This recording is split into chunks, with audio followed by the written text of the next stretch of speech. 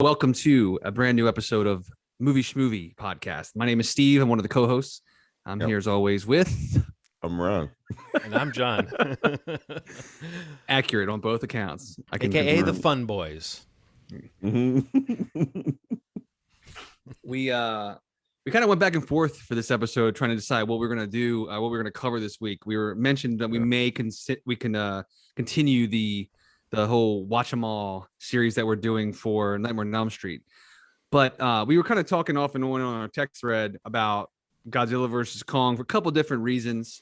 And last week's episode, you guys kind of went over it a bit. I hadn't seen it yet, and we talked a little more off of our episode about that once I saw it. And I think it is a good topic to kind of bring up because there's a lot of relevance right now for that movie, for that series, for theaters, for just like where everything is right now, which we've talked about a lot on the podcast. I just think it's a good opportunity to kind of talk about the Monsterverse again, maybe a little more in depth than we ever have, and kind of see where we kind of fall on the series or on certain films in the series. But personally, I really think that the hot topic right now, and the reason that I think Godzilla versus Kong is pretty much everywhere in terms of like coverage, is because of how well it did last week. It had a longer weekend. It had the day and date release on HBO Max. But, it basically doubled any real projection that it was supposed to do in theaters here, at least in the United States, and made like $48.5 million over a 5-day span, which is really quite impressive. And I mean, I think worldwide, it probably by the time we're recording this, it's probably, I think, over 300 million already, which is great. So yeah, we're going to kind of go over this idea of what the Monsterverse is, what they're maybe planning for it, what their intentions were, kind of how the movies have been received so far.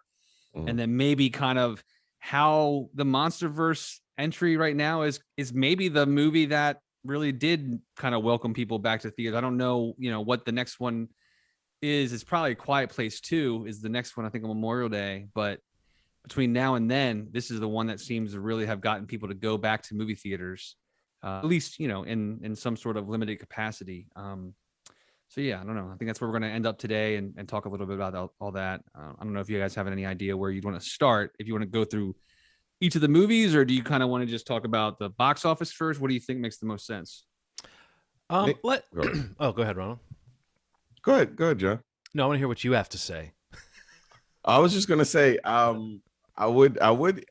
think it's really worth mentioning the impact. I mean, maybe we could talk the numbers, because I mean, when was the last time we talked numbers in a positive way? Right.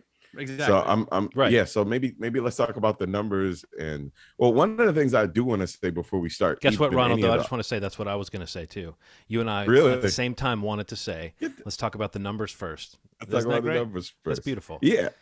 One of the things I did want to say was, while people were paying attention to the Marvel universe, a universe was being built right before our very eyes, and it was done, and it was sneaky. You kind of look up, and 4 films have passed at this point, right? Like, legitimately this connected tissue between 4 films that span through from 2004? 14. Is that what? Till 14. Oh, Jesus. 2000. Time is not real. 2014. Ronald's been in lockdown since 2004. So it's just it feels situation. Like it. But from 2014 to 2021, I mean, that is incredible that we have these movies, and I'm excited to go over them and how we feel about them. I just wanted to say that. But yeah, the box office part is pretty amazing in the sense that it was that question of like, what's going to be the movie that sort of takes us by surprise in that aspect. Not the movie that, not Tenet or something like that, where it's being touted as this is the one. It's like, here's a movie that, I don't know. I mean, I think that like the name recognition of these characters is something that maybe I had sort of not thought that much about, but it was very much in the zeitgeist when it came out. And people were talking about it and sharing reactions, and it's, I guess because it has a very fun, like, who's going to win. I mean, it's got, I don't know, there's something, you don't have to care anything about the Monsterverse movies up to this point to have some investment in just, okay, Godzilla versus Kong, what's up with that, you know? Sure. So yeah, I think that it's like, it doesn't surprise me in a sense that it did well because of that, but it's almost like all of that was hitting me at the same time. I was hearing about the box office. I was seeing people talking about it. You were getting back to us after seeing it. It was like, oh yeah, this is a good, fun, a big fun movie, a big kind of, if you want to call it dumb fun, it almost embraces being dumb fun in a way that makes that not an insult. But I just mean, it's like, it's exactly what you think it is. And I think sometimes people really gravitate towards a movie like that. Yeah. Yeah, I think it's definitely the kind of thing where like there's a want, you know, to do something different right now, like in terms of consuming media, you know, like there's, I'm sure, people that are comfortable going back to theaters, and pretty much in all the major markets, they're open to some capacity, you know. So when a movie like this has an opportunity to come out on 3,000 screens, which is like kind of wild, you know, to this point, a year later, that's kind of where they're getting to that benchmark now, even though like the major markets are still like only at 25%. Even all that considered, it still did 48.5 million. Like that's kind of wild. Like that, I think that's the perspective that I keep reminding myself of, is that like that number is really good. You know, when you look at some of the box office of the other movies that we'll talk about in the Monsterverse, you know, their 3-day weekends were on par with that in a world where every theater is open and it's playing on the max amount of screens the weekend that it comes out, you know, and that's including the premium, the IMAX, Dolby's, you know, if I don't even know if they ever did any of them in 3D, but I mean, like, you know, there's all those upcharges that factor into box office. But I was really surprised that number, even though it's a 5-day number, it's the one that they're promoting. It's still kind of wild how much it competes with, you know, the Godzilla King of Monsters opening, or even the, you know, Kong. They're really all in a similar ballpark. But this is kind of like a unicorn, just simply because it's the pandemic era release. It's the kind of doing what Tenet didn't do. And it's, you know, a different world right now. And people are definitely way more comfortable because of the vaccine. But it still cannot be, I feel like, undersold, like how surprised everyone is about how well the movie did. I really do think it's kind of surprised everybody. Yeah. I mean, it's got a weird, I don't know, it's strange. It's kind of what you said, Ronald, that how is this a sleeper franchise in a way? Because these movies, you know, these characters can't creep up on you. It doesn't seem like these movies should be able to creep up on you. But somehow I think the fact that we just don't, I just don't think we're as saturated with this as we are with stuff like Batman or Star Wars or the Marvel side of things. So maybe there is something about this that feels slightly more consumable, you know, just to a casual audience member in a strange way. Like it is a bit more elemental. I mean, granted, I think the new movie does go places story-wise that are very unique and make it different than what you might think from the poster. But as far as like, do you get that, you know, 2 or 3 battles between these two characters? Yes. Do you sort of get a decisive storyline as to who would win that fight? You find out, you know, like we know who wins. That's not the end of the story, but I think it hits all those boxes. You know, I just watched King of the Monsters for the first time, and so for me it was very interesting seeing that almost like a prequel to Godzilla versus Kong, because so much of, like, I had seen Skull Island and I had seen the original Godzilla, the Bryan Cranston, Aaron Taylor Johnson version, so it's like the tone of Godzilla versus Kong was much closer to like Skull Island. So I was like wondering, well, what all happened in King of the Monsters that set this up? And it really did. Like, oh, if we'd seen this movie, we wouldn't have been thinking that Godzilla versus Kong was such a leap forward. But I mean, you know, it is an interesting mythology that they've built out, and it's like it's different from the traditional Godzilla films. I don't know if either of you are particularly well versed in those movies, but you know, like I'm not either. So I feel a little bit ill-equipped to talk about how much these are like or dislike those movies. But I do think even Godzilla's design feels like a nod to the man in suit version of the character. Like he's got this kind of dumpy physique that, I don't know, there's so much to get into about these movies that make them kind of odd and fun. And like, it is somehow, even for $200 million budgets, these movies feel like underdogs when it comes to all the giant creaking machinery of the franchises that we normally talk about. Yeah.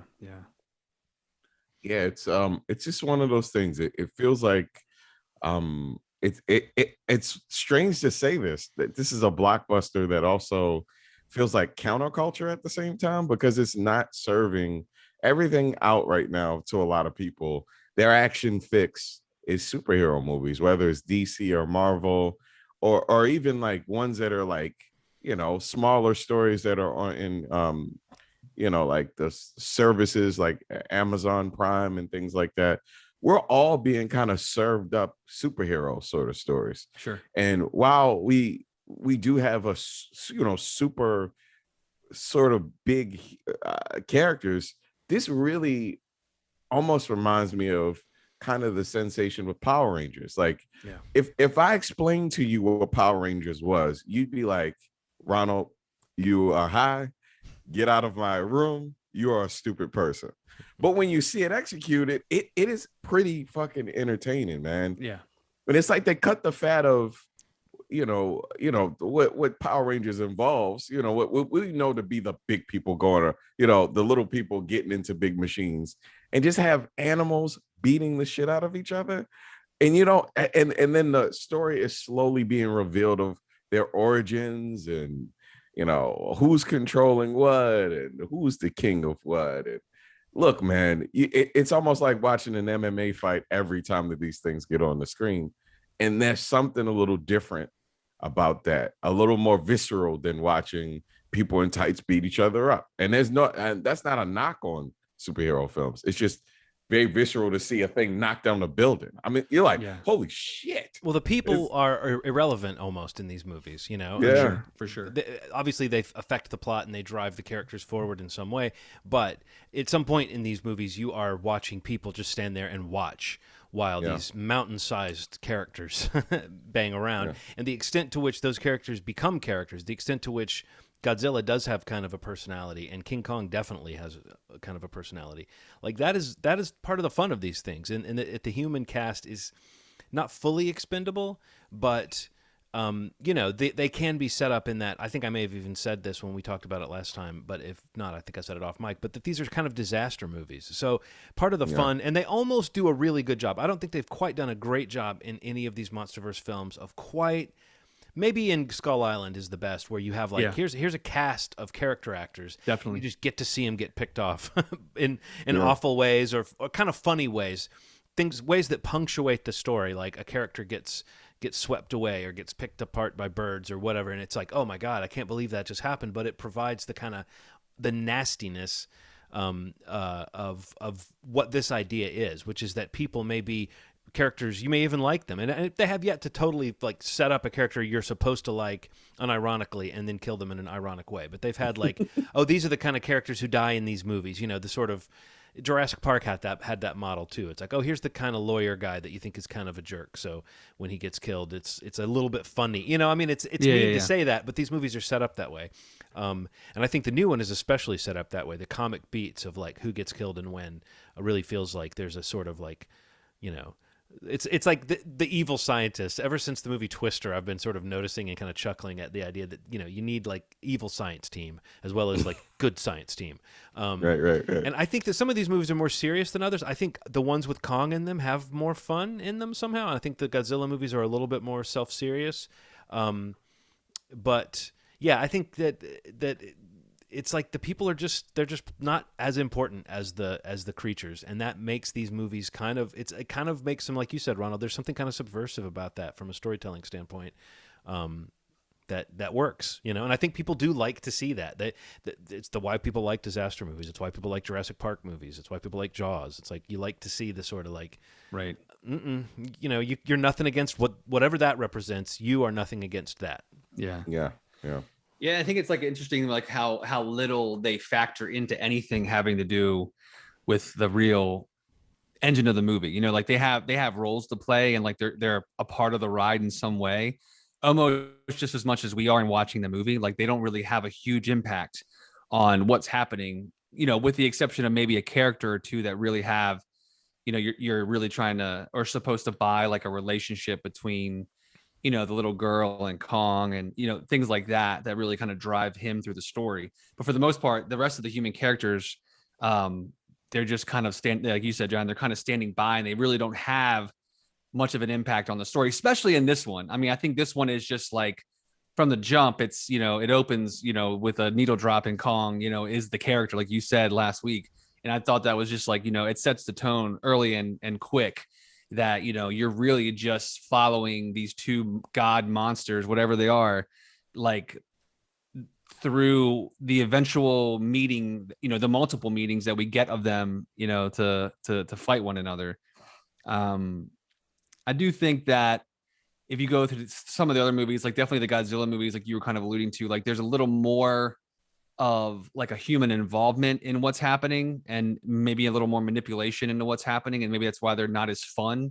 At times they are, but in general, less than the Kong, any kind of movie that has Kong involved. But I mean, I feel like they withhold Godzilla more than the Kong movies withhold Kong. Kong feels like more of a character in he's every a character Kong in the movie. Whereas Godzilla is like they almost have to have him come in and then disappear, and then he's gone, and then where is he? And then here he is again. And that's funny because I've listened to a bunch of interviews this week with Adam Wingard. Just he's been around promoting the movie, and it's funny that you say that because it seemed like Legendary is way more involved. Well, I guess Legendary as an in between, I guess, with Toho, like what they can and can't do with Godzilla versus Kong. Where I feel like they had a little more leeway with Kong emoting and like really kind of like having a character in that massive, on the screen, this massive character where like, he said a lot of times with Godzilla, at least in this movie, and I'm sure in, the other two, they're way more controlling of like emotion, any kind of like emotion in the character, even though they, he was saying they got away with some stuff in this one.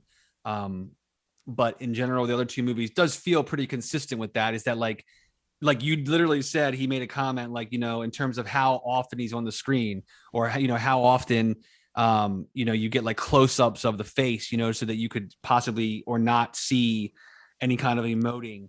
And so I think that's probably consistent with those two characters, because Kong really does feel a lot more immersed in the story as a character. And you see him a lot in both of the movies that he's in. I think that's kind of why people really kind of identify with him. And like, he is you feel more vulnerability with that character on the screen, which I think is kind of why you get a little more of him in this movie, obviously, as like driving force. But I don't know, I guess to kind of steer this a little bit, like in terms of what they have planned for the Monsterverse, before we kind of step back and talk about the movies individually, I think honestly, like, this movie was supposed to come out over a year ago. It was actually, it was supposed to come out pretty soon after Godzilla King of Monsters, and got pushed back. And then, it was in the whole realm of the COVID time, and then it got pushed back again.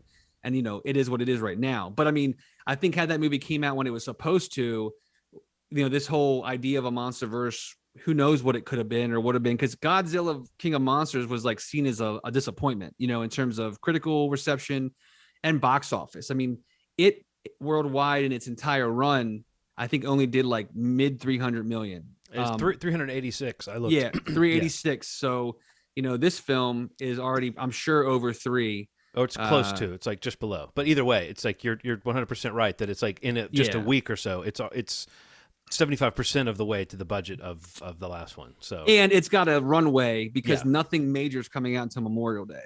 And that's not even like a massive release. That's Quiet Place 2, which is probably going to do great. But it's the kind of thing where that was coming off of being like, that wasn't that great, didn't get well received, which was the other way, because from Godzilla to Kong Skull Island, like that was an improvement. Both of those got positive reviews.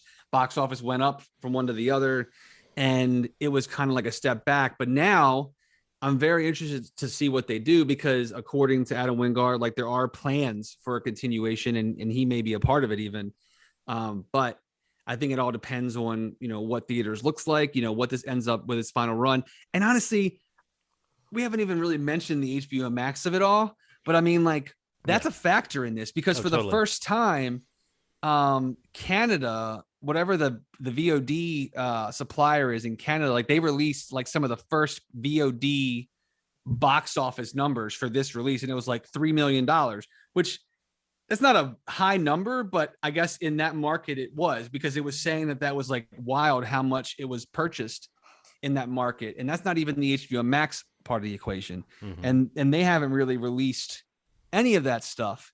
But, you do see a spike in their subscriber count, and that's kind of what they promote. But if they ever start saying anything about who's watching it, how often, how many, we'd have a better idea of how this is actually working, because it does seem like it's working, because it still made a ton of money. And most people I personally know watched it on HBO Max, and myself, I think all of us included, like, it's just like them saying that it's the most watched movie that they've had on the platform, period, is a great PR move for them. The subscriber tick is a great PR announcement for them, but it's really hard to really see what the future of a Monsterverse looks like if you don't know.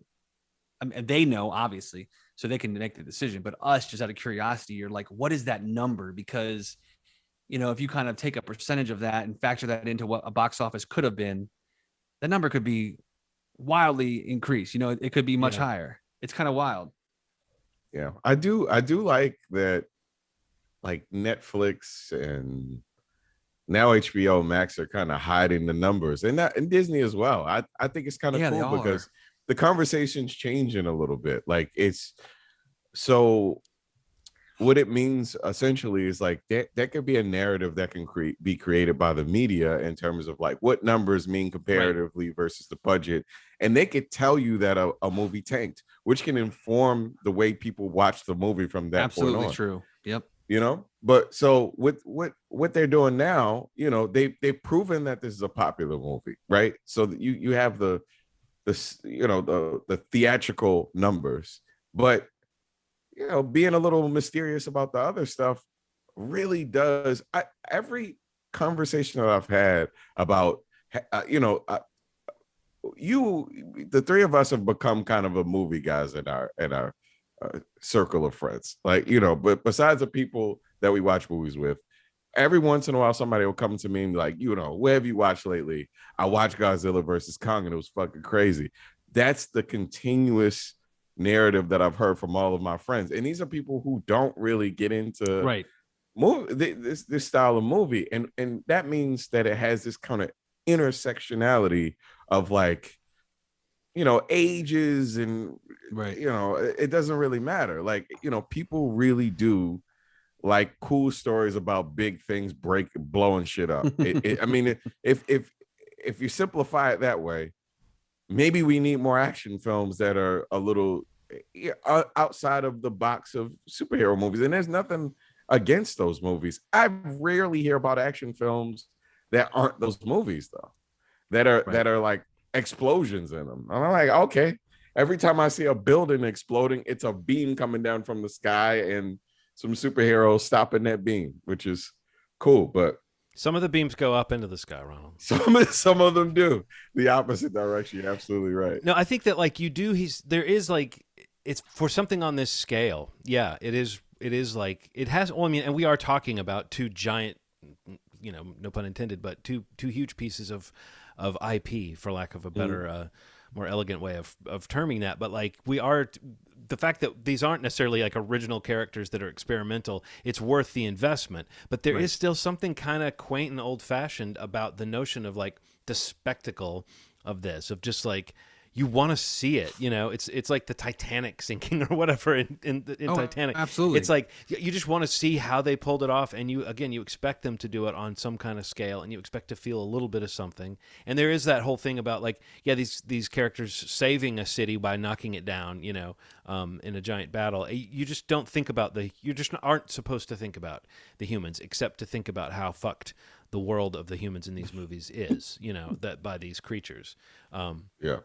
But no, I think it is. There's something kind of escapist about it, I think, on top of all of that. And it is, even though, King Kong has been around for I don't know, going on 100 years soon, maybe. And, Kong is at that status. And then Godzilla has been around since the 50s, I believe, late 40s, 50s. So, I mean, these are characters that have like a Mickey Mouse, Santa Claus Coke bottle level of cultural recognition. So it's maybe no surprise that there's some attachment to them. But I do think that part of, and I guess as we talk about the movies here, we're going to get into this, like the way they've decided to approach it. I think even the directors that they've chosen for these movies show that they're trying to get like I don't know, if not like an indie sensibility or an underground sensibility, but all of these directors are directors who have that sort of subversive sensibility, or they've done something. They all did something cool on a low budget indie realm before coming to these movies. Genre stuff. And yet these movies are so pulpy, and it's like, yes, there is something kind of cool. And as much as it would be interesting if Adam Wingard kind of becomes the steward of these movies, it's a little bit like the Mission Impossible movies. Part of the fun is bringing in different directors each time, so that when you do say, this team's great, let's go forward with it, that's cool.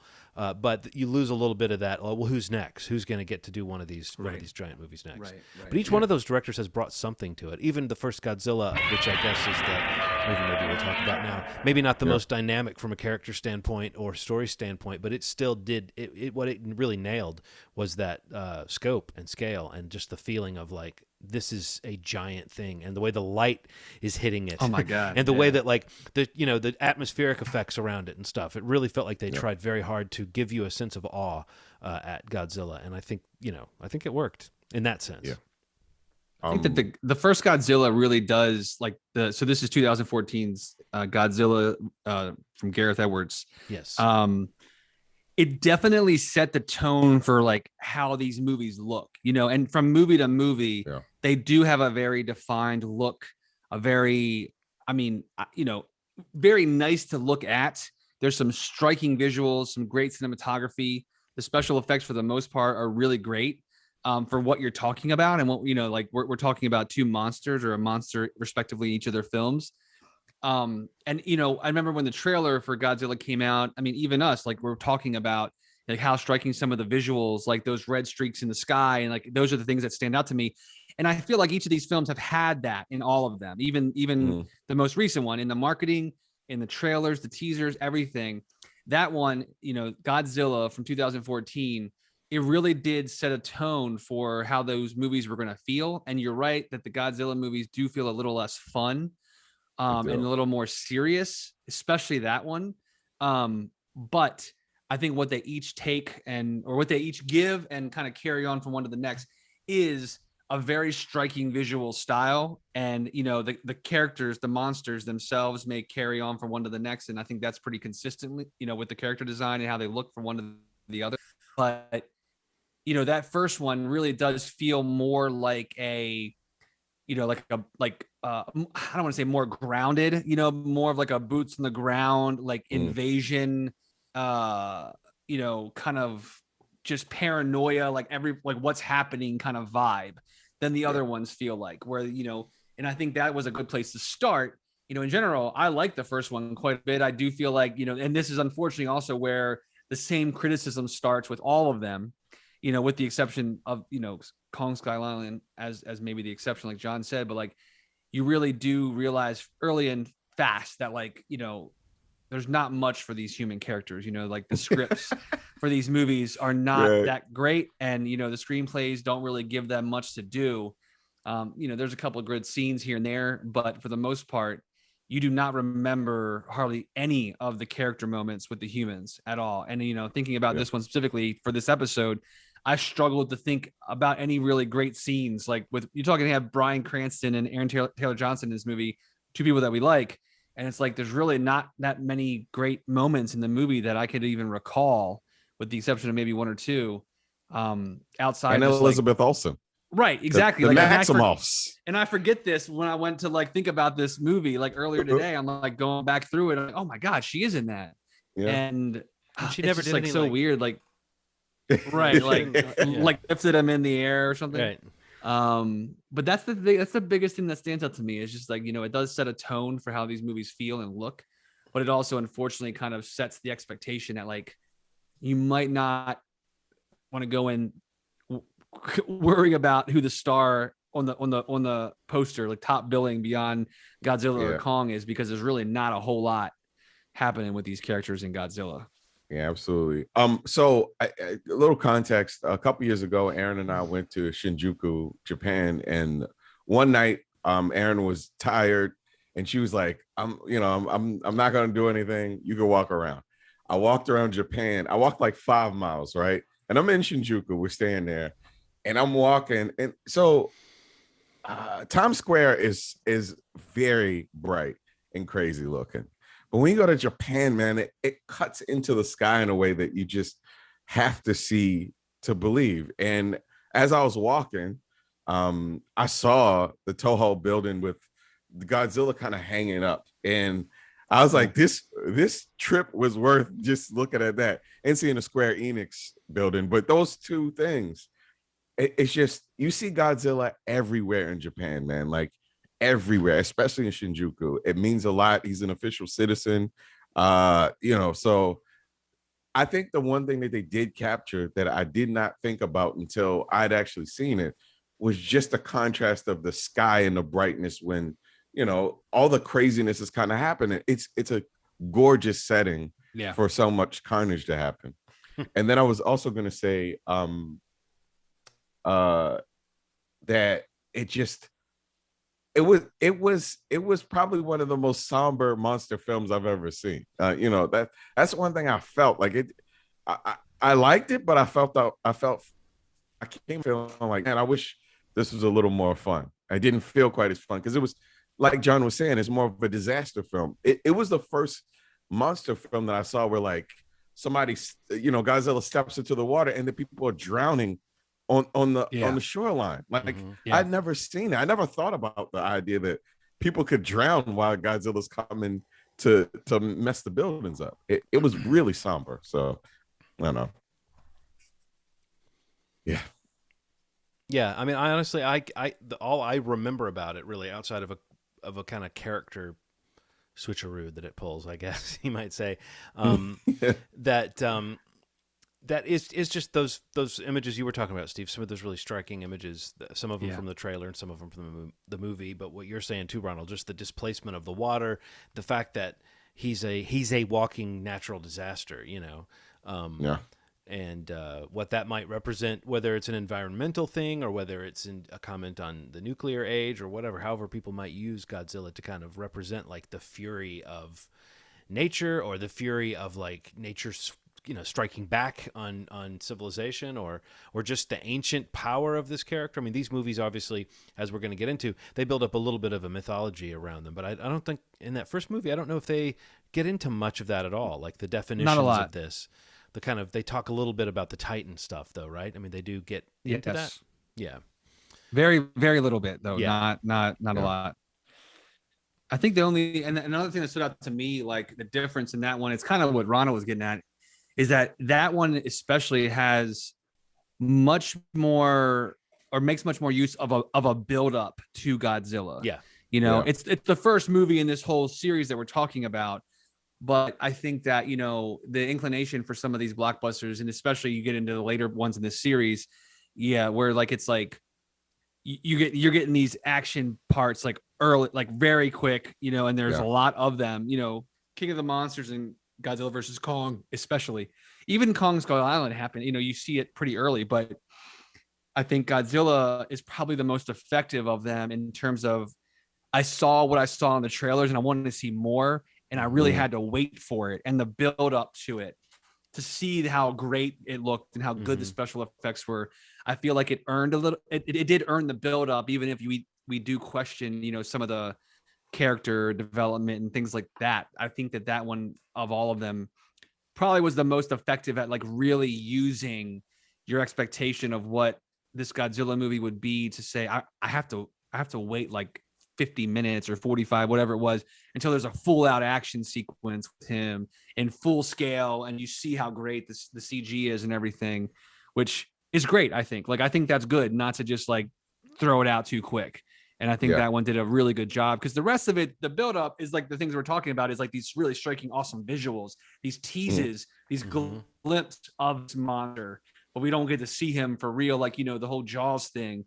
And I do think that that's really effective in that first one for sure. Yeah, absolutely. There were two things that I kind of picked up on right in the beginning. The term Muto that they kind of throw around quite a bit, which is a massive unidentified terrestrial organism. That term.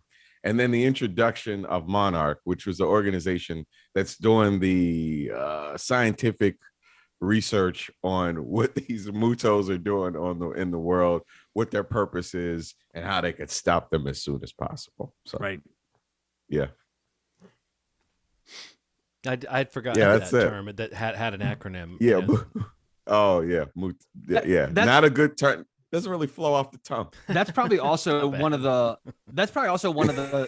biggest cons of that movie, though, is that like a lot of it does focus on those two other Mutos, those other kaiju characters. Like you do spend a little too much time with them, and I don't know. I feel like that would be the counter to what I just said in terms of, not seeing Godzilla enough. I feel like, the focus on seeing them too much was probably a little off balance for me. But I mean, that'd probably be one thing that I would throw out there that I don't think worked very well, Gotcha. But in this larger sense, they did set up this world of these creatures, so that, and I guess the next movie in the series being Kong Skull Island,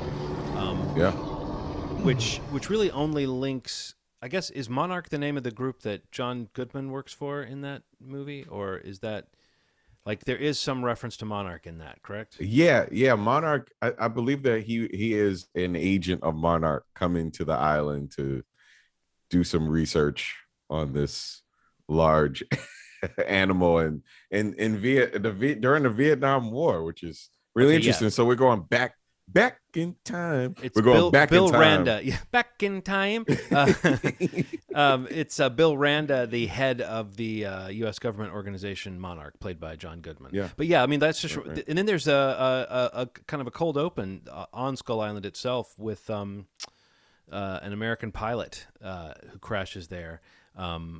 And that turns out to be our friend John C. Reilly later in the movie. I really think that, those two actors right there, if you're not already convinced, it's got John C. Reilly and John Goodman in it. Character actors murderers row is already being established. You also have Samuel L. Jackson. Yeah. I don't know. The funny thing about this is that the worst characters in it, or the least memorable characters in a way, are the leads. These two charming actors that we like, Tom Hiddleston and Brie Larson, who both of them at that time were kind of riding high on the hype of being either in Marvel movies or cast in Marvel movies. So it's another kind of, hey, it's another Marvel mashup in these movies. They had the Maximoff twins in the first one. Yep. That's true. And they've got Loki and Captain Marvel in this one. But yeah, I don't remember them being and like, Nick Fury. Yeah, that's right. Hey, I think we commented on, this is like a total repeat of our conversation about this movie. But I do think, it's not like they suck. I just think that their characters are there's something kind of bland about the way they're conceived as lead characters. And they're sort of like, you care about these two people because they're the two best looking people in the movie. But there's really not much else that's given to them to do. So much so that it almost seems like it would have been better to sort of surprise you by killing one of them off or something. I don't know. But no, this is a fun movie, and it's, let's see, Jordan, is it Vogt Roberts? How do you say his name? I guess Vogt. Yeah, I think it's Vogt. All right. Well, Jordan, if you're listening, let us know because we want to get it right. But Jordan V. Roberts. Jordan V. Roberts. Yeah, Jordan VR. But he is, another director who had not had like a huge pedigree before doing a movie of this size. And I think what he brings to it is a certain kind of aesthetic and a certain kind of, if you've seen him in interviews or you've caught him at all, you can totally feel his vibe in this movie. He seems like a guy who would really love to come up with cool action scenes and make things blow up and squash people. And I feel like there's real delight taken in that. I referred to it earlier, but the kind of nasty side of just how expendable the human characters are in the Monsterverse. Yeah. I think there's this cool commentary that kind of spans over all the movies of man trying to control elements that they have no business controlling. And I think that it's a huge metaphor for this whole series. And boy, do some of the people that try to control the elements pay in this film, which is really cool, man. And like, stakes very high in this. You find out that Kong is the last of a dying breed that had been killed off by these skull smashers. Is that the name of the skull crawlers? Skull crawlers. Okay, skull crawlers that are kind of moving throughout the island and murdered his whole family. And you feel sad for this character because he emotes so much in this film. Yeah, the tone is very different between Godzilla and this. You really do from the very beginning care about Kong in a very different way. You know, Yeah, definitely. What I think is interesting is that Yes. even in a movie where Kong is a monster who's like much more like grabbing helicopters and smashing them kind of guy than he is in his other incarnations, that they still sort of keep that idea of like the loneliness of Kong is like the thing that kind of fuels him, and the sadness of Kong is the thing that makes him not just a monster, maybe not just another Godzilla too. Is that with Godzilla, there's this grandeur to him and this regal quality to him, and with Kong, there's this it's relatable, and that's what makes it special. Yeah, and just the idea that when you compare the two of them, you mentioned like the regalness of Godzilla, and like with Kong, at least in this world, it's like you just said, like he's just the one that survived. Yeah. Like and between that movie and the fourth film in the series, a couple of decades go by and you see how he develops. But in this one, you get the impression that he's like a younger Kong, so that was pretty cool too, I thought. And I think honestly, a lot of this movie, I actually love this one for sure. Like I think this is probably hands down my favorite one for all the reasons that we've kind of discussed, just in terms of being super entertaining, super fun. It looks great. The visual, there's those shots of like him standing up in the landscape and the horizon and the helicopters and the sunrise. Like some of that shit is just amazing. And it really does play with the imagery of like a Vietnam War movie, of any of those iconic shots that we always see in movies of this kind, but you crisscross it with this monster feature. And I think it just places him into a lot of these awesome shots that you get in war movies. But this is a movie that Kong happens to exist in as well. And I think that works so well. And I mean, again, of any of the Monsterverse, I think this one definitely has the most interesting characters, whether they're really relatable or not, but they're definitely ones that you have an attachment to, John C. Reilly's character and some of the men in the, Shea Wiggum the has group a particular of soldiers moment that's very memorable. Very, a great subversion of expectations in terms of a sacrifice in like a war movie, which actually that scene that you're talking about is like been the one that's been trending all weekend. Yeah, it's like a meme. Yeah, or a GIF, and I think people just like are kind of making fun of it, but I think it's kind of getting missed about like it's really subverting like. I feel like the idea of sacrifice in a war movie, but when you throw a monster in there, like it doesn't fucking play out like that. What is the thing now with people? I mean, I don't know, man. Like people taking things out of context. Like the only reason why I sometimes feel compelled to jump into an online discussion about something stupid sometimes is because I'm like, I see these misunderstandings. Yeah. I remember being at parties, in college, and sometimes I'd be around my friends when they were all drunk or on various substances, and I would see misunderstandings happening. And I'm not saying I wasn't along with them, but somehow I just wasn't as confused as they were. Yeah. And I would notice like, oh, I can step in and clear up this misunderstanding that's happening between these two people, or I can sit back and just see for a minute like how far it goes before he realizes they're talking about the same person or different people. But it's like I feel like I see that happening on like social media all the time with something like that. People saying like, "Oh my God," right? About something that's like, yeah, that's the point of this scene, is that it's an unexpected sort of right. It's a deflating. It's a. I don't know. I don't want to spoil too much about it, but yes, I think that it's funny when people pluck something out of context and then they act smug about being better than it, and it's like you don't even know the context of the thing that you're acting smug about, and now anyone who talks to you about it, though, you're going to say it was just a joke, and it's like, okay, well, there's no fixing this, Conversation over. Yes. So I'm just going to wait till my weekly appointment with Ronald and Steve and complain then. No, I totally agree, man. It's weird. That's weird. But this was a solid ass movie, and we saw this in the theater together. Right? Yeah, I was gonna say I remember all of us coming out and like being super jazzed about it.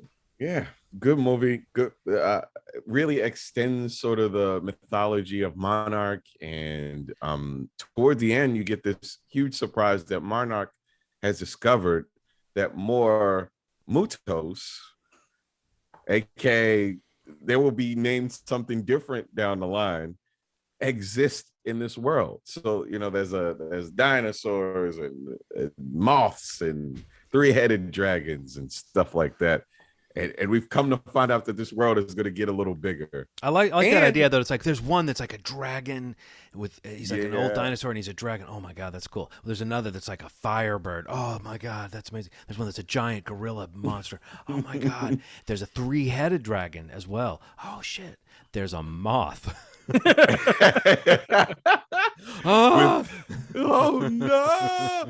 Honestly, that is the most scary thing to me. I do think moths are kind of Flying- freaky, Yeah. but also I think we'll get to Mothra's role in the newest one, or no, not the newest one, the next one, well, I guess the one we're on King now, of Monsters, yeah. King of the Monsters. Yeah. Mothra has sort of a tragic arc in Yeah.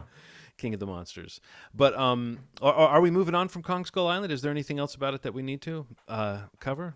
I do think that segue, that like, I think it's a mid credits or after credits scene you're talking about, Ronald, really is the thing that I kept thinking about with how that's how they sealed the deal. That's how they connected the goings on in Skull Island to the promise of some kind of matchup.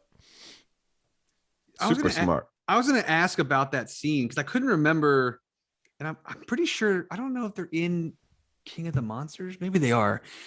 Is Corey Hawkins in King of the Monsters? Oh gosh, I don't know. Like, because he's in that stinger at the end of Kong Skull Island, and I'm struggling because I didn't rewatch King of the Monsters because That's a good question. I had seen that recently, and I couldn't remember. I mean, obviously, I'll just IMDb it, but like, I couldn't remember if he actually had a prominent role. It doesn't look like it. I'm looking through the freaking cast list, and he's not even in it. No. So it's so weird that you have Corey Hawkins in this stinger in Kong Skull Island, and you're like, okay, he's gonna have a big part. Yeah, because he's like divulging this information to the two leads, and it's like, and that's the thing when Godzilla King of the Monsters started, and you see its own. I mean, all these movies have really amazing casts. Like we already kind of alluded to that, but King of the Monsters, Kyle Chandler, Millie Bobby Brown. Ken Watanabe comes back. He's in it for a bit from the 2014 film. So the older version of him in King of the Monsters is Joe Morton, right? So that's Dr. Houston Brooks is Joe Morton in King of the Monsters. Okay. Yeah. So that's how they did it because it's later on. Yeah. But they don't make that clear at all, really. No. They don't give Joe Morton shit to do in King of the Monsters. He's in one scene, right? Or am I wrong? Is he in more than that one scene? I mean, besides he's too busy getting blown up on in Star Labs or whatever that is in Justice League. And being the catalyst for Skynet destroying the world. Don't let that guy around. Do not let him get in the lab. Something I noticed watching these movies is that anytime something that never works in a movie. Can I tell you, if you hear this phrase in a movie, you can just bet this shit is not going to work. If someone says containment facility in a movie, it's going to kill everybody in that facility. Right. Accurate. Yeah. Always. Just start calling it something else. Call it like a super cage or something like that. Jesus, that's nuts, man. So this is back to that kind of disaster movie tone, the sort of like people that's a little bit more serious, but it's also got a little bit of the pulp element of amping up the kind of sci-fi, almost the sort of teams of scientists idea, the idea that like Charles Dance's character in this is this kind of villainous character who feels like, he's got a larger role to play, or he's got connections to something outside the story. And then you've got Thomas Middleditch in this one. You've got Bradley Whitford. I mean, again, it is once again a bunch of actors who are, it's kind of fun to see them bring life to these admittedly kind of thin, admittedly kind of, B-level characters, but there's still those fun moments where everybody's looking out a window at some giant fucking monster, and you get to see that. It's that Spielberg thing of showing their faces looking at something, and if you get the right actors and you got the right angle, it kind of sells that idea that like, okay, these people were just talking and something made them shut up and all look out the window silently, and I don't know. I think that is part of the fun of the kind of motley crews of characters that they put together in these. Like who's going to make it to the end may not be as interesting when you don't care about the characters, but there's still a few shots at least where you can have the fun of going, oh wow, that's a pretty cool group of character actors that are staring out a window. Yeah. I feel like this is when the terminology went from Mota to Titans. I feel like this is when the terminology started to come about. And this felt more like a battle royale than anything else, right? So, we had a couple characters in the past films, and this feels like, let's put everybody in this film that we could put in. They're all waking up. Yeah. Yeah. Mothra, Rodan, all of the Behemoth. characters that yeah, all the damn characters in one film beating the shit out of each other. And you're right, Mothra has to make a sacrifice. Are we giving that part away? I guess we kind of have, but we don't have to say exactly how. But yes, Mothra, Yeah. you will feel Mothra has a beautiful moment and then a sort of sad sad Yeah. moment. Somehow this you get some emotion out of these big monsters. But I also think the title of this one, King of the Monsters, there's a great payoff of that title. That when you get to the moment that kind of pays off that idea, I wanted to cheer. I wanted to bow down. You know, it's like, okay, if this movie, because this movie feels long and it does drag a bit. But when it gets to that climax, it's like, I kind of feel like I needed it to at least spend some time building up to this moment because it's a really cool ending. And it hints at there's a culture or a society or something to these creatures that goes beyond our understanding, you know? Yeah. I think, again, you know, we mentioned it about the first one, but I think this one, maybe more than any of them, I don't know, consistently just like visually, just like seeing this, I remember I saw this opening night. Let's give a good screenshot on a Dolby of all three of us. There it is. Okay. On a Dolby screen, and I mean, like this movie specifically has like probably your best average for like just wow moments on a screen visually of this series. Every time you meet one of the Titans, you know, the fights, the sacrifices, any of these things that we've talked about, even just some of the scenery around them when we get to where we see where they come from, things like that. I just think that by the way, this was directed by Michael Dougherty. Dougherty, yeah. Who we've maybe talked about Trick or Treat, Krampus. Yeah. I mean, this guy's made some great stuff. And again, another person who's made, and he's been associated with some big movies. He's like got some story and writing credits on some X-Men films and stuff. Yeah. But his director resume again is another person who's made small films before coming to this giant thing, but brings that sensibility that you can tell they must have spotted. Like, here's a guy who maybe he knows how to spread a budget, but he's got ideas. Yeah, and I mean, like, it's just when you look at these scenes, I mean, like, you know, again, the trailers, all the marketing, all of this stuff for this series has been like out of the park. I think great, you know, in terms of the trailers and what they've done for them. But like, I can remember that trailer for this one, you know, when you kind of see the monsters on this or the Titans on the screen, or where you see Mothra open up for the first time, and just like that score, it really is like a moving moment, you know. And I'm not, and like, you know, you said at the top, like, I'm not really super versed in these characters, like historically. I definitely have seen them plenty of times on a screen because my dad is like all about this stuff. And like, these are movies that I was, you know, I like watching with my dad when they come out, because I know how much he loves this kind of stuff and these characters. So, you know, seeing them in that perspective, you know, just on the biggest screen you can. And that's kind of going back to this conversation that kicked off this podcast, is just that, you know, these are the kind of things you do want to see in a theater if you can, because if you can feel it and see it and hear it the way that you're able to in a nice theater. And this movie specifically for me, it just, like, there's so many amazing, beautiful visuals in this movie, like the lights and the lighting and the score. It just really clicked for me. Maybe more than any of them, just like as a visual, just wow. I agree. I was thinking, I actually looked up the budgets to see, and it's like, this didn't cost that much more, if it did, than the one that just came out. Any other ones, yeah. But I really do think this one, and maybe even the two Godzilla movies, really are the ones that look great.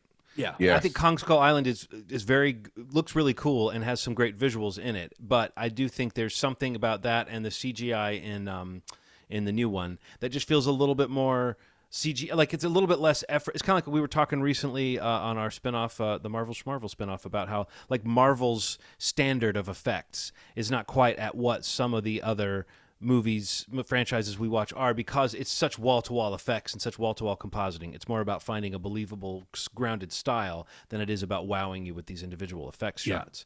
And I really think that something like Star Wars, however, will wow you with some atmosphere. Like there will be more of a tendency to try to create a layered look and a layered world. I kind of was, when I was watching Godzilla vs Kong, I remember thinking, like, this feels very shiny CGI. Like, it didn't look as good on my screen.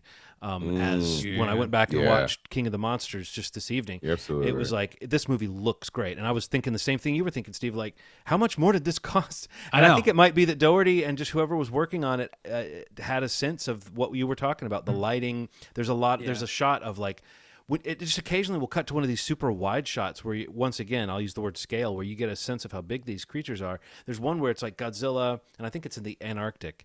And is it Ghidorah? Yeah. Ghidorah? Is it Ghidorah or Ghidorah? Well, we can look might be Ghidorah. Ghidorah sounds like Ghidorah. So okay, so I'm thinking Ghidorah. Yeah, Ghidorah. Ghidorah, the three-headed creature. It's just like he's so huge, and you see his wings up for the first time, and his tail's out, and his heads are thrashing around, and it's like through the haze and and it's at night, and it just looks like it startled us. Like Henry, even my son, was like, "Oh my God, he looks so scary." he just said that, and it's like it is a horrifying. And then when there's another scene where he's like on top of a volcano, and it's kind of a worship that scene, scene's awesome. and he's kind of he just looks like something like out of hell. You know, it looks like the devil almost. Or something out of Revelations, or so. Like it feels like, yes, this is how Earth will end if these creatures exist. What did you guys think of the Vera Farmiga character's sort of motivation? I think the movie lets you spend a certain amount of time thinking, what the fuck is her motivation for something she does, and then later you realize, okay, she does have a character motivation for it. But there was that brief moment of confusion where we were like, did we miss something? Why did she just do this insane, destructive thing? It really is a crazy thing. I mean, it's like how many people die as a direct result of this thing that she does? Yeah. But I think they do explain it. And I think there's a thing. I think I heard someone say, maybe it was on the Script Notes podcast, they said that you only want an audience to be confused for about 10 minutes. Like if you have a plot development that makes people think, what are the rules of this story? If you spend more than 10 minutes feeling that way, then you've lost your audience on some level. Yeah, that makes sense. You know, and I don't know if that's exactly right, but I do feel myself sometimes, because we're students of movies. We watch them carefully. If I'm not getting something, I really do think, is this one of those things where I missed half a line? Or is this just is this a bad plot turn or something, you know? So right. So I don't know. And I don't think they quite redeemed exactly just how crazy it is, but I do like the idea of here's a character who should be sympathetic, and they're actually kind of a de facto villain of this story, you know? Yeah. Just her motivations were definitely nuts. I mean, even after she explained it, and that, you know, she's like talking, she's like, oh, to protect the Earth, and we have to, I'm like, nah, not by doing any of this stuff. And I don't believe in all this. But you don't team up with Charles Dance to help people. Yeah, I mean, you know, it's bad when your daughter is just like, I'm not fucking with you right now. I'm done with you. And I thought that was really cool. I like that her daughter didn't stand behind her decision. It was very clear that what she was doing was a little outside of, you know, what she's known her mom to do. So I thought that was cool. I mean, the logic of it was a little nuts, but why not? Why not? Yeah. Why not? So we like this movie, is what we're saying. This was a solid, beautiful. I say beautiful. I mean, it's movie. like if every time I thought that I was out, they pulled me back in. Anytime I thought this is Dragon, there would be some moment where I was like, okay, this was a cool visual. I do think it probably. I mean, I hate to always be. I almost don't want to say this ever again, because I feel like it makes it seem like I have some kind of set length the movie's supposed to be. Too long, yeah. But sometimes you just have a sense of like, okay, I'm starting to feel antsy, and I'm starting to almost like you're disappointed when you see a whole new action sequence starting, because you're like, okay, I guess this is where we're at, as opposed to being excited. I do think this movie picked up in that last act, so it kind of circumvented that thought. But I'm still talking about a movie that had a moment at the end that made the whole movie worth it for me. I've already kind of referred to it. So and it's huge and it's crazy. And I think that what they did in the next one is pick up that baton of like, we can go crazy. With these movies, we can just pile on the mythology and let them have it, you know. And Godzilla vs Kong really does take it to I think I said this. I didn't want to ruin too much for you, Steve, before you saw it. But do you now know why I said it's like a fantasy adventure, and King Kong is the character that's going on it? Yeah. Oh yeah. Totally. Yeah. It feels like a fever dream. I mean, we get to the point where all the things that Monarch had been talking about these possible titans being at the root of all this stuff, being at the core of the Earth, it being explored in a way that I honestly didn't think was going to happen. I thought that it was really just going to be a light glimpse. Like it'd be like, see you next movie in the center of the earth. Right. But they really dug into it. Like, seeing, pun intended. Yeah, they really dug into it. Seeing Kong kind of go to this area and it kind of being the rules of this world being very different than Earth. It's cool, man. Like, he also goes like jumping through this world the way that Hulk used to travel by jumping, just these huge long jumps. But we're talking about the Hollow Earth, which is referred to in King of the Monsters. Cool title. Well, I mean, it's a thing, and there's a lot of mythology attached to that. Pacific Rim kind of branched off of the same idea, but it goes way back no, I mean, there's so many different versions of stories. People have done, like of going up to the Antarctic and like going down into a hole and going, like there's like fantasy worlds inside the earth. There's hellish dimensions inside the earth. There's ancient creatures inside the earth. There's so many different versions of this mythology. I don't think anybody can really say Simpsons did it about this, but I do think the phrase Hollow Earth is now like, they got it. You know what I mean? They got to it. They got to it in this, and now it's wide open what they can do with it. But yeah, you're right, Ronald. I had the same thought. Like, they're going to give us a glimpse, or they're going to almost get there, and something's going to happen.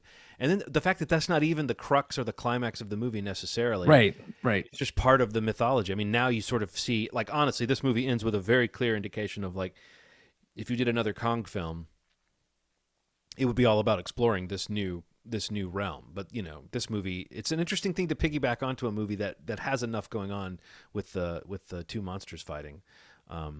It's just fun. I mean, I don't know, it's like, I can't say enough about how much we enjoyed it as a family, just sitting down to watch it. And like, it does, you just kind of get into the, like, you sort of start rooting for, I mean, I think so I guess we can talk about it. Team Kong, Team Godzilla, where are you guys? Team Kong. Definitely Kong, man. Yeah. After seeing him, get out of here. Right. I know some lizard fans out there, and no. Yeah. Teach their own, man. Teach their own. But you lizard guys, get the fuck out of here. Get out of here. No, but what is it about Kong? I mean, is it just everything we've said? He's more relatable. He's more human-ish. He's had a more, as far as we can tell, a sort of tragic story, and it's similar to the Peter Jackson version. He's got scars and is all beaten up, and you just think about all those fights he's gotten in, and all those nights sleeping alone in a cave. You just kind of feel for Kong. I mean, go ahead, Steve. I was gonna say, you just like have that feeling of, just like I said before, like that he's just a survivor. Like this reluctant survivor, hero, monster, god, titan thing that like had no idea what he was, or the power that he had, and having been exploited or kind of at least contained, like you said, John. It's just like watching that character kind of work through that. I think just how do you not align with that character and like root? And the reality is, like, he has more vulnerability than like any of the other titans that we've seen in the other movies, even like the ones in King of the Monsters. You know what I mean? Like, he is pretty vulnerable. He's very strong, very agile, but like he can get hurt pretty easily. And like, I think that really makes you attach and root and care for him. And he, even there's a really great scene at the end, like where he has like a Lethal Weapon moment where he like pops his shoulder back in. Yeah. And Wingard's talking about that on this interview I heard, like how he had that in there intentionally to be like a Riggs reference. And I'm like, that is fucking cool. Yeah. Like he apparently he had like a lot of Lethal Weapon stuff in the movie that got like characters wearing Lethal Weapon, like a Lethal Weapon like shirt or something. I forget what else it was, but like he was like, I managed to keep that in the movie, and it's such a cool scene. But that is like the fact that Kong does that, like it makes him way more, I don't want to say relatable, but like he seems like vulnerable, and you're just like, you're like, get that fucking shoulder back into place, let's go. I did think having Godzilla say I'm too old for this shit was kind of a step too far. He just turned to the camera at one point. It didn't work, huh? Yeah, fell flat. There is something really cool about the idea that Godzilla is the king of the monsters, and Kong is like this. He has a lot of heart, and I think that's what he's the king of Skull Island. That's it. Yes. But if he ever crosses Godzilla, he will beat the dog shit out of him and then leave him on the ground. Because that's what it is. I like that. I like the fact that he can just be like, all right, I'll beat you up. And Godzilla's like, nope, never. This will never happen. And I'll walk away from you because I'll kill you if I have to. I like that. I like the fact that Kong is like this grounded. Well, in the like you said. I know. It is though. It is like a. It feels like it. Yeah. It would be like if. I love we're saying grounded, and like none of us. Yes, it's very grounded. Yeah, it's very grounded. No one's challenging you. I don't know the right way to put it. Like well, I mean, I've said relatable about 10 times this episode, so I think it's just something. There's a soulfulness to Kong that is deep, and the way that people use him, people almost always use him to point up that tragedy. Like the Peter Jackson movie is to me heartbreaking. Like I know that it's overlong and it's got its own issues and it takes too long to get to the island, but the Kong stuff in that, the character of Kong, I guess I'm going to say somewhere between Weta's CGI work and the mocap and Andy Serkis's performance. Like there's a beautiful performance of a heartbreaking character in that movie. I'm almost now thinking like, shit, what am I going to do if they take this new Kong to that place? If they take him to the end of all Kongs, oh man. You know? That's gonna be really sad. Not gonna be ready for it. Well, I guess. So at this point, I think we've sort of spoiled certain things about this movie, but I do want to talk to you guys about slightly spoilery things. So at this point, do we have anything else we want non-spoiler listeners to listen to about what Godzilla vs Kong? Because I have a feeling then we'll be wrapping up this episode. So yeah. Is this our goodbye to the non-spoiler people? It is. You came perilously close a second ago, Ronald, to just laying it all out for people. But it's not goodbye. It's we'll see you later. Come back after you watch it. See you next week. We'll Get out of here. Yeah. See you next week. Yeah. Okay. So the big question, it's answered. You kind of told, but where this falls in the movie, it's kind of interesting. Godzilla beats King Kong. There's no question about that. Like it happens. Yeah. What do you think is going on in that moment where he decides not to kill him? I think there's this weird, begrudging, I don't want to call it mutual respect. I don't want to say he likes the guy. I just think in that last moment, and it's one of the few grace notes they give Godzilla, is that he recognizes something at that moment of like, well, God, if I killed this guy right now, I'd be a total fucking asshole. It's like he stops short of doing the worst of, you know what I mean, of ending it. Maybe something that happened at the end of the last movie, maybe the idea that this guy could be a subject of his. Now that I've beaten him, he's in line. But I feel like there's this weird kind of like, it's not like you're not worth killing. It's like, no, I've done enough. It's like I've showed you that you lose. So I'm going to walk away. I don't really want to kill it. I don't know. There's some kind of nothing relatable or grounded or any of those favorite Kong words, but there's something in that moment that to me hints at like this is the movie's way of saying Godzilla's not just a killing destruction. machine. Yeah. Like in this moment, he stops short of something. No one tells him to stop. Nothing makes him stop except his own opinion. You know. So I don't know. It does feel like story wise we need that because we like having Kong around. But I didn't know what you guys thought of that moment, and what did you think of Godzilla's reasons for that? I mean, it worked for me, but I don't know that the movie really fully defines it. I think in general the feeling that I get from Godzilla is that he's kind of like a dog trainer. He kind of comes up to a dog and he's like, "Look, are you gonna bite me? Are you gonna try to do this forever? So I'll smack you around a little bit." And I think that when he gets approached, that's what dog trainers do, right? Yeah, he just slaps the shit out of dogs. That's grim. No, but when the other kaiju's, man, they have like 10 names. When the Titans come, the energy feels a lot different when they're kind of heading towards Godzilla. It's like, I want to beat the hell out of you. I want to kill you. And it feels like when Kong approaches Godzilla, it's like, you're in my space. You could be dangerous. Also, my family's dead. So anybody that's big and coming towards me and seems like a threat, I'm kind of beaten up. This is like trauma informing the way that Kong fights. So I think that's a pretty cool thing. But yeah, I think that's what it is. I think that Godzilla sees a threat, kind of test the threat. And if the threat seems like it's just out to kill him rather than just defending itself into space, right? Dead. Dead. So no, you're right.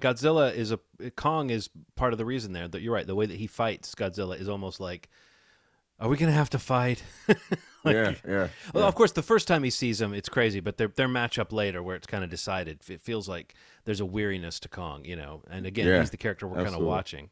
But the fact that he's outmatched, and the fact that he survived so that he can save Godzilla's life later, I do think that is a cool turnaround. You feel it coming. Really, these movies are full of that. Like there's a monster about to kill a monster, and another monster comes up behind the other monster. Right when you think it's over, Like you're like, Ghidorah saying, like, "Oh, he's right behind me, isn't he?" Oh shit! But like, I think that I like that. But if you ever do that, do you ever do that math in a movie where it's just shit's going crazy, and you're like, "Wait, what character's unaccounted for? What character what character got like knocked aside a couple scenes ago, and then we haven't seen him since because that's the one who can jump up and save the day." But I think it's cool. Again, like already in this conversation, I'm feeling like even Mothra, even Rodan, like they have these little bits of character to them that when I think about them, I don't know. I picture the sort of cult of them that must have existed thousands of years ago or something. And each one of these characters has that feel of like, yes, we would have worshipped that, if that came along. So yeah, really kind of fun, interesting stuff. And I'm glad to know that Adam Wingard might be sticking around just because I thought he made this movie super fun. But I also would like to think they'll continue to bring in, I'm sure they will, indie directors that just maybe need a shot at something like this. And you forgot the most important reason he didn't kill Kong is so that there can be sequels. Right. yes, Right. Godzilla can be the king of monsters on Earth, and Kong can be the king of monsters in Hollow Earth. So they have their two different areas that they can be. If he had killed him, man, this movie would have felt so grim. Like if at that moment he'd just gone and like squashed his chest. I do think it works really well. I mean, obviously for the big team up, for the big fight at the end. But I think like it works also because I think like Rana was kind of alluding to, eventually it's like you might think he leaves him there to kind of like basically die from the wounds and not like kill him, Right. But then, that's a little mercy, but maybe it's because he's defending himself, whatever it might be. But I also think that, there's a pretty important piece of it that like, maybe there's some sense of like the reason that they're fighting to begin with was all just manipulated by man. You know what I mean? Like that whole part of the story. It's very much like Batman versus Superman. It's kind of the same. It is. Foot down on. It's like Kong should have just said Martha. To make a hacky joke. But I mean, as far as like that goes, like the idea that like, but what you said, Steve, is an interesting idea too. That like I'm not going to be the one to kill this guy, but I'll leave him to die. But I mean, I even felt like it was that slightly more compassionate thing of like this threat has been neutralized. I don't need to kill a potentially loyal subject that I come into contact with, like the other monsters that he didn't kill ended up bowing down to him at the end of the last movie. Right, exactly. That's a good point too. It's like this one, even if it doesn't die, like will also bow down to me. That's a good point. So that's I guess the spoiler part. Yeah. So how do you feel about the idea that possibly, I mean, there's been rumors about Pacific Rim and the Godzilla franchise is possibly meeting? It's legendary entertainment. You don't want that to happen? I would say it's I'm just asking. I would say that Pacific Rim needs that more than these movies do. These movies don't need that stuff. They can bring in all that kind of stuff. Like I think that the Godzilla movies have like giant robots and shit in them, so they can have mecha and stuff like that. They already have Mecha Godzilla, so it's like I think there's room for. I don't know. I mean, I liked Pacific Rim, but I don't know. I feel like to me it feels like sort of a franchise that kind of was a non-starter in a way and kind of went on its way. And I don't know that it doesn't make me more excited about these movies to think of those, mainly because there's no character or particular monster or particular Jaeger or whatever. The Jaegers.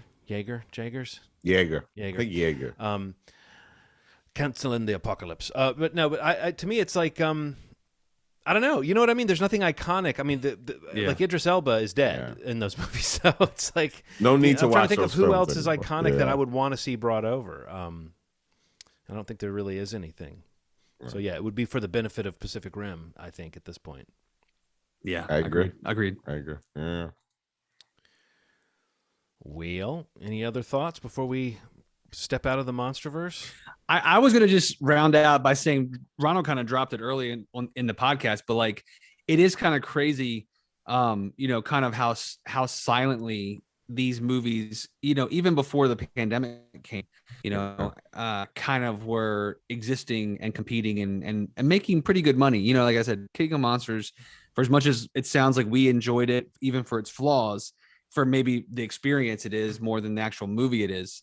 Was kind of let down in terms of their box office. But I mean, in general, it does seem like they have, they have something going with this now, and they have been, and it kind of sucks to think, what this one could have done, because it seems like audiences, it's got like an A+ cinema score. This is like a very, very positive things, and maybe that's all just because everybody wants to experience a movie, a fun popcorn movie again.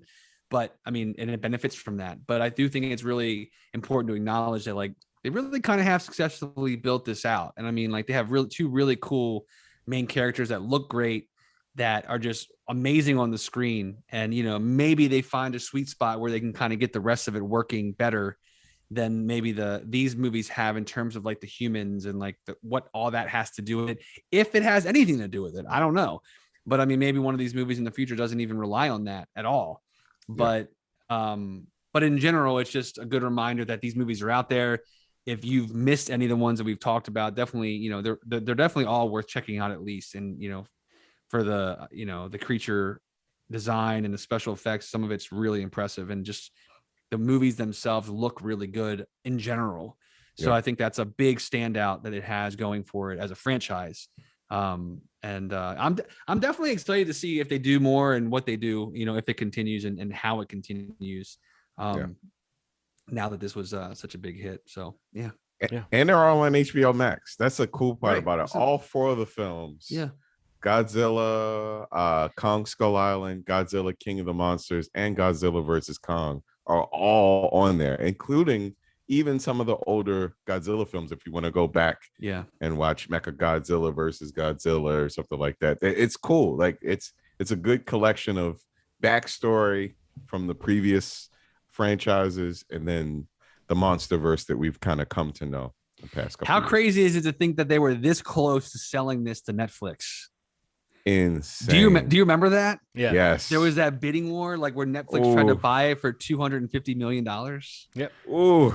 And like Legendary, like, almost did it, and Warner blocked it. And then they got into a big fight about the day and date. And then I guess they paid them off in the end, because they dropped the lawsuit. And now they're all celebrating the success of Godzilla versus Kong.